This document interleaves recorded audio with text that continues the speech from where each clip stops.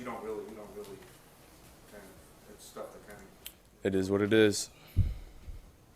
You care at all about those kind of things, or I mean? No, not really.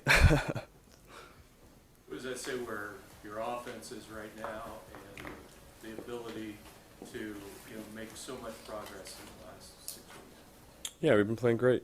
Our guys work really hard to put on good performances every Sunday, and it's been showing up on film, and we're excited about where we're at. Big one this week. Another division game that we got to go and put our best foot forward. Why do you think Cleveland's kind of done so well defensively against you guys the last two times you guys have played, excluding that weekend? They got really good players.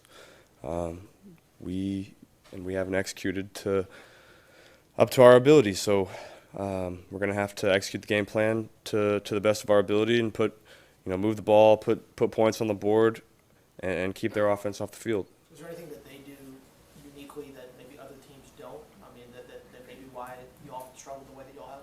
Well, they have Myles Garrett. That's different from everybody else. I think you've only thrown 5 red zone interceptions.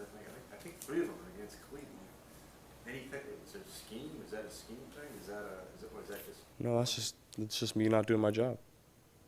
That's only against that team. Seems that way. What's that like, as you know, kind of the history of the games since you've been here, and kind of what's that prep like going into this week for you? Is it change at all or no? No, not really. I mean, you look at all the games we've played against them. We've, until the last game, we really moved the ball really well. We've just had some key turnovers and some bad spots that have limited our ability to win those games. And so we got to take care of the ball, execute, run the ball well, and take our opportunities when they come. With the way their team is constructed, how much does game script matter? I know it matters every week. Yeah. Against them. Like you said, it matters every week. We try to put our favorite plays in the game plan in that early script until the defense shows us something different. And I think for the most part this year we've been pretty good in the first, second quarter since the beginning of the year. So that's credit to the coaching staff for putting together a good game plan. Along those lines, Joe, last year you talked a lot about figuring out the game in the first quarter of a game and then making adjustments from there. Has that stayed the same this year, or is it a little bit different? That kind of depends on the game. For the most part, that's true.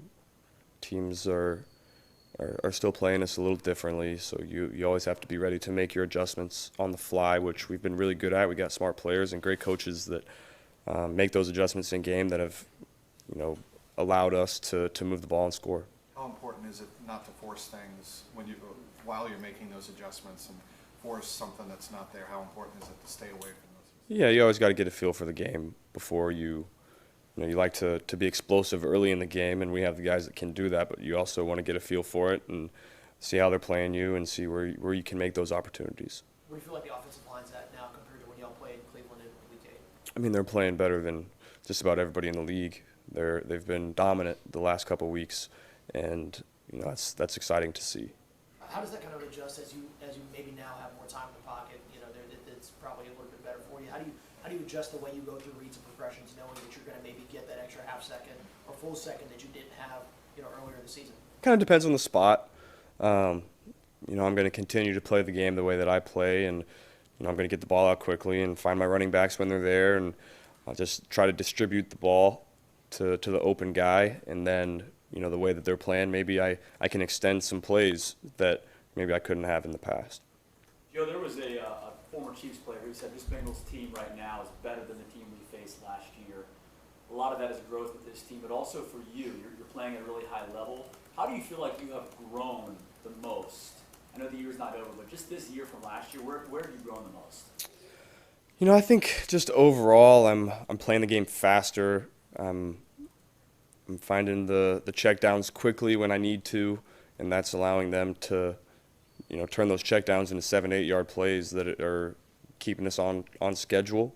And then I think we've done a really good job of taking advantage of the opportunities that we do get. We don't get a ton just because of how our guys on the outside, and when you get one-on-ones, you got to take advantage of them, and I think we've done that. There's been a lot of film breakdown from the 3rd and 11 play against the Chiefs, the one you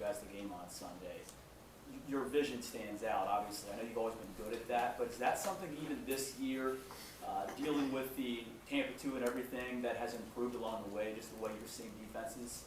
I think I'm just an overall better player.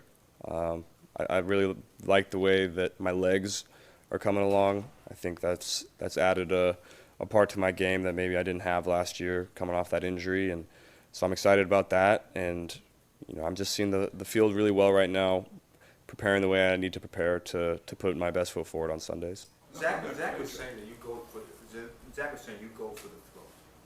He was describing it. Where does that come from? That kind of that killer instinct, that go for the throw, go for it, and not wait. I don't know. I think a big part of it is preparing throughout the week, and another big part is having the utmost faith in my guys and my teammates to make plays in those spots. As a quarterback, you have to have trust in your guys to make big plays down the stretch, and we have the guys that are able to make those plays to win us games. On that play, it looked like the route was kind of I don't know, like a slant cross. I mean, you like first window, waited, guys bearing down on you on a T twist, and then you make a perfect throw. How do you make those decisions? Don't do it now, got to wait, do it again. I mean, and throw it like that. It's crazy.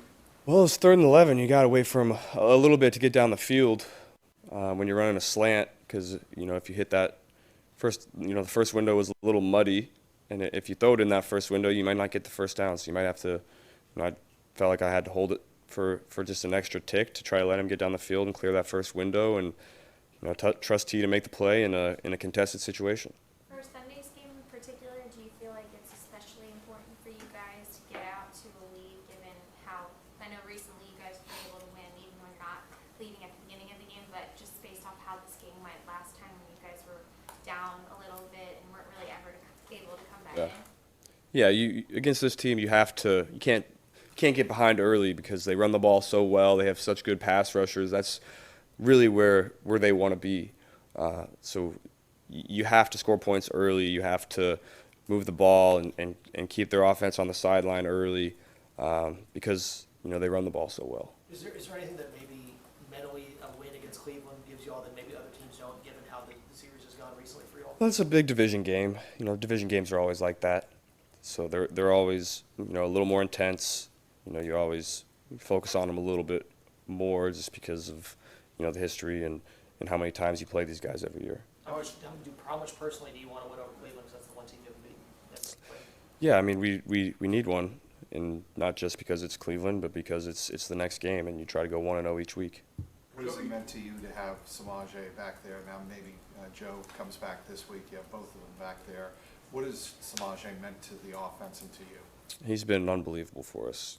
Turning, if there's nothing there in the run, he still gets us 3, and that doesn't sound like a lot, but that means everything. Is when you're staying ahead of the chains, and he's great with the check downs, getting you 6 or 7 or 8, getting first downs after contact. He's just been so good for us, and I'm so happy that he's made the most of this opportunity. How valuable is it going to be to have Mixon and Piron and have that two-headed monster with the way Piron is playing right now? Yeah, it's always great to have a guy like Joe back. He's going to run really hard and make the most out of his opportunities. Yeah, we probably talked about this before, but I'm forgetting. Denzel Ward, what is your relationship like with him? I got a great relationship with Denzel. We were in the same class at Ohio State coming out of high school, and so I love Denzel. I've been around him a long time. He's a great player. Always fun talking with him during and after the games. So I'm looking forward to seeing him. So we asked you about, obviously, the team wanting to win this game, you wanting to beat the Browns. Is that one of those personal motivators that Denzel Ward has the edge over you, is going to talk trash to you, going to give you some kind of heck about it if they win again? No. Nothing like that. Me and Denzel, we love each other. It's not there's not a lot of trash talk going on between us on the field. Based off your comment about Myles Garrett, you faced probably, I don't know how many top edge rushers you faced at this point in your career. You've seen Aaron Donald, TJ Watt. Would you say Myles Garrett is the toughest matchup for you? He just presents so many problems to you because he can win at the line of scrimmage. He can win late. He's fast off the ball. He's just so disruptive in everything that he does. He's a great player. Your numbers have been terrific in the red zone. Is that one of the spots where you've improved, not just having the snaps and just learning? And what is it maybe you took from last year to this year about the red zone? I thought we were pretty good. Down the stretch last year we weren't great, but we started off the season last year really, really good. We were top 5 in the league, I think. And, we have great game plan every week for the red zone. And we have receivers that make contested plays. And that's what you need in the red zone. You need guys that are going to, go get the ball in tight, contested situations. Could this game be a lot like last week's game? Both teams had the ball 8 possessions, 1 each in the first quarter. It's like you have a sense of urgency to score. You guys scored on 5 of your 8 possessions. The way they run it and eat the clock up and stuff, do you go into the game thinking, I may not have that many possessions, we got to capitalize? Yeah, the way teams play us on defense, we've been having to really move the ball down the field in 10, 12 play drives, and that limits your possessions in a game. So you have to make the most out of every single one that you have. And, the urgency to get points on every drive is elevated in games like this.